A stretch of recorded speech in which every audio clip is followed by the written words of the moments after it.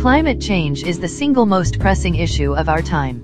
According to the consensus reached by scientists from more than 65 countries, with more than 14,000 scientific peer-reviewed publications containing more than 78,000 review comments from more than 46 countries, recent changes in the climate due to the greenhouse effect, caused by increased levels of carbon dioxide, CFCs, and other pollutants, is causing rapid and intensifying changes to the weather unprecedented in recorded human history.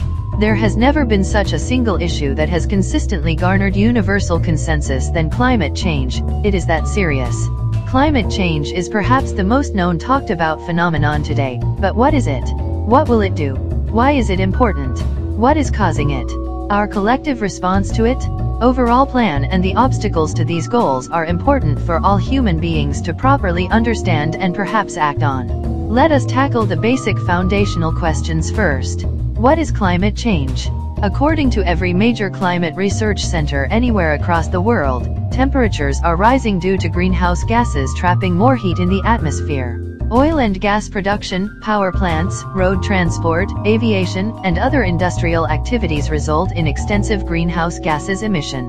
With deforestation and forest degradation with increased land use changes, the ecosystem is unable to remove excess carbon dioxide in the environment, which results in heat being trapped in the atmosphere. With this excess carbon dioxide in the ecosystem, heat is retained and is thus radiated back to the planet, causing it to heat up. This heat increases over time, resulting in drastic, irreversible changes to global temperatures. This, in a nutshell, is climate change. With climate change, droughts will be abnormally lengthy, expected to complicate, if not entirely change, farmlands, farming practices, and agriculture in general. Due to temperate changes, weather is expected to change.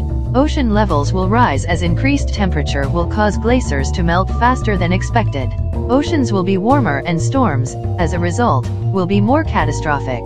Making things worse, as sea ice melts, permafrost, which is a layer of soil that remains below freezing point in the polar regions, will also melt. With permafrost melting, methane will be released, thus greatly accelerating climate change as a result. Not just changing coastlines, entire ecosystems will change permanently. According to IPCC, North America is expected to experience reduced snowpacks in the western mountains with unpredictable rain patterns and abnormally frequent heat waves. South America will see reduction in the Amazon rainforest, resulting in mass extinction of natural flora and fauna and greatly reduced access to fresh water, affecting agriculture and livelihoods. Europe will see increased flooding activities, changes to snowpacks in traditional mountain ranges with increased erosion. Southern Europe, in particular, is expected to be severely affected with climate change due to changes to agriculture. For Asia, it is projected that fresh water availability will be inevitably reduced, particularly for less developed areas.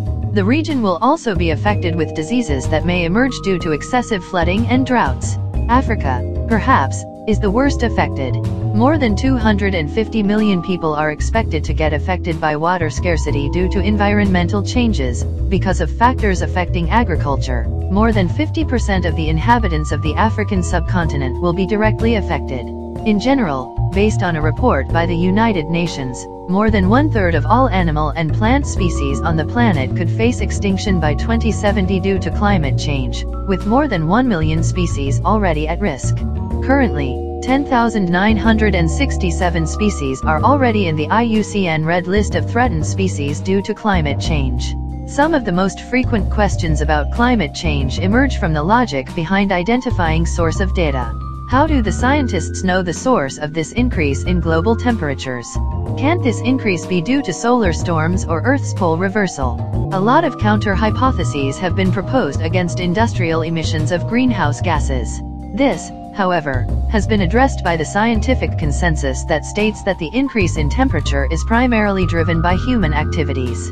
Datasets have been released that directly point out the alarming increase in global surface temperatures due to human activities since the industrial age, particularly in the late industrial period, with carbon dioxide and methane contributing mostly as a result of human activities. As of year 2021, climate change due to human activities is an established scientific fact. Collectively, our response to this critical event formally began in 1992 when the United Nations Framework Convention on Climate Change was formed, opening for signatories in May 9, 1992. It came into force in March 21, 1994. The United Nations Framework Convention on Climate Change signatories gathered in Berlin for the first conference of the parties in 1995. The Berlin Mandate was declared as the first organized response to climate change by mankind.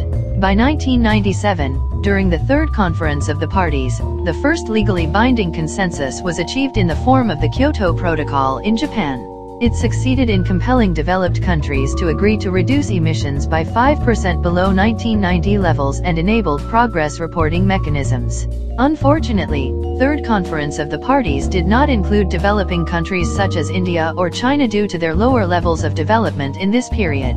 There were problems that accompanied Kyoto Protocol as individual countries needed to ratify this legally binding commitment. The protocol was to expire before 2012 and needed to be renewed by that date. In 2001, the world was plunged into uncertainty as the United States, the world's largest greenhouse gases emitter, announced that it would not implement the Kyoto Protocol. The Bush administration cited internal domestic political compulsions and ceased attempts to implement the legally binding protocol. By 2005, the Kyoto Protocol takes effect and includes all signatories that have ratified the protocol except the United States.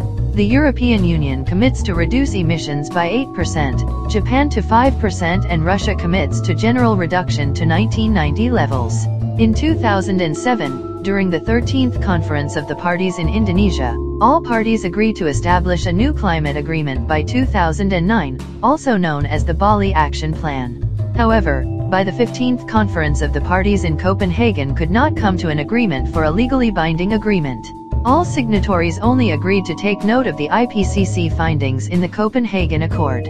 In the Cancun Agreements in 2010, formulated during the 16th Conference of the Parties, 80 countries make non-binding pledges to reduce emissions, including India, China, and the EU. In 2011, all signatories to Kyoto Protocol agreed to extend it until 2017 in Durban, South Africa.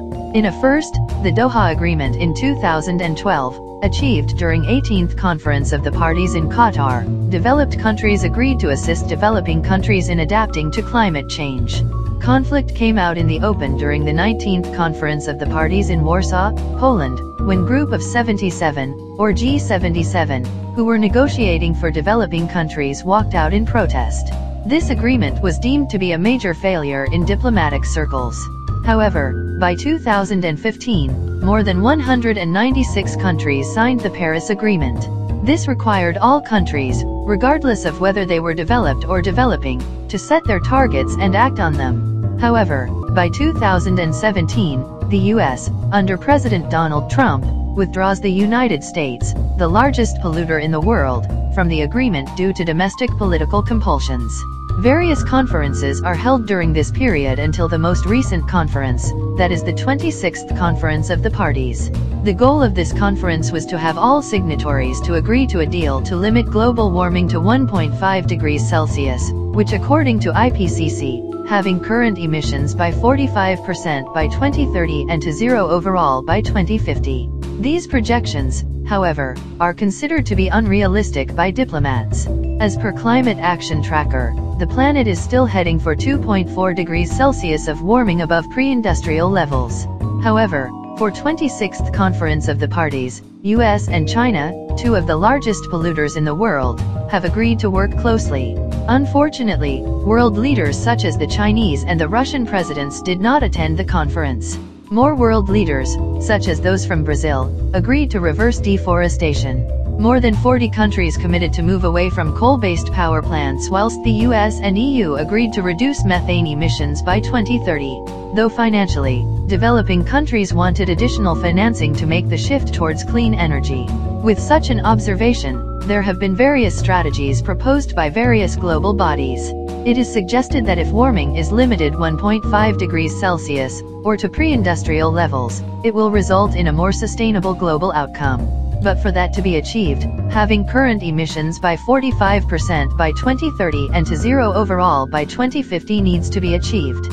Economically, the clean energy industry, as a whole, was valued at $887.1 billion in the year 2020. By 2030, the industry may be valued at more than $2 trillion as more developing countries are expected to make the shift to renewable sources of power.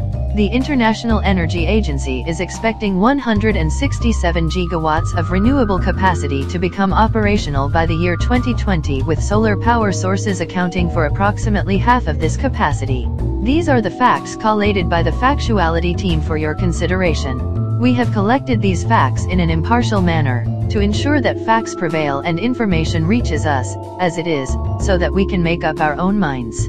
As per our maxim, independence of thought is paramount. We take our leave with this report and hope that you have found this informative. Please do subscribe and like the video if you have found it useful. Until the next report, farewell.